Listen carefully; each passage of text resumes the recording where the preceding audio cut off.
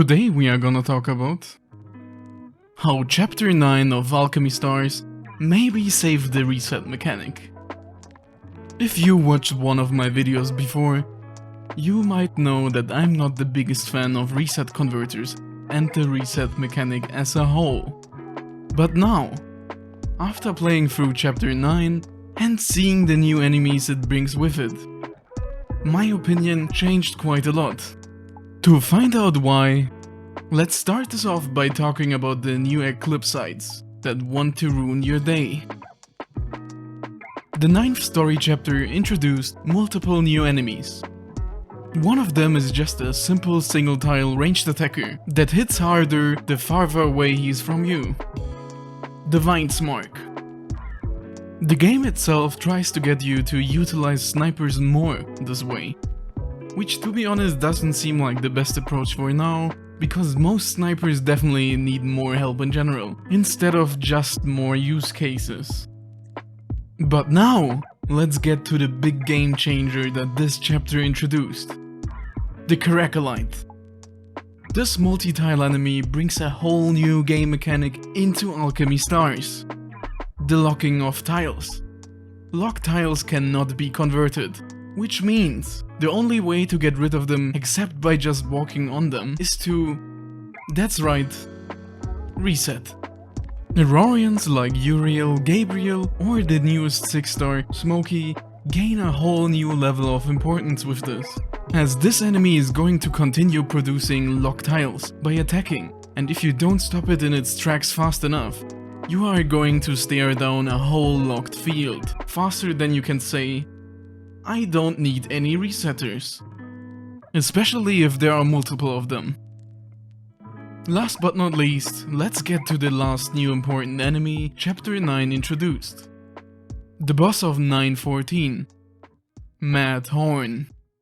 This multi-tile boss combines all of the until this point mentioned new things by being able to straight up summon multiple Vines Mark, and also lock tiles similarly to the Cracolites. Be prepared to see this guy inspire probably pretty soon.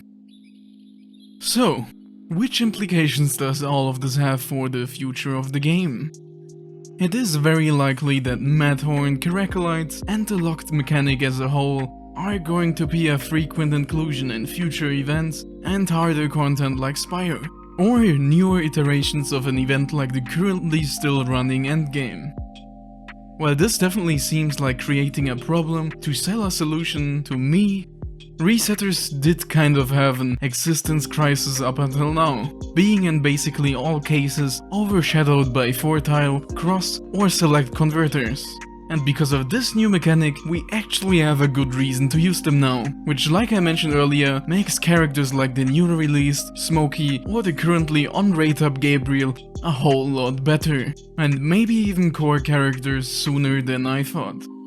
I just hope that the game devs are not going to try to push other types of converters out of the meta by abusing the lock tiles mechanic too often, as this would be quite frustrating to deal with, especially if you don't already have any resetters.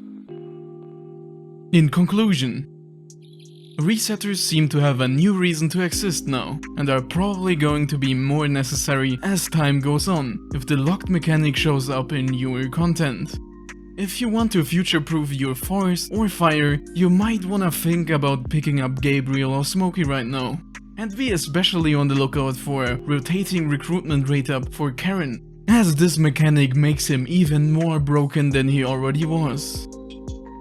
How do you feel about the lock tile mechanic? Did you enjoy Chapter 9? And if you disagreed with anything, or just have something to share, please comment down below. That was all from me. Have a nice day, and see you next time.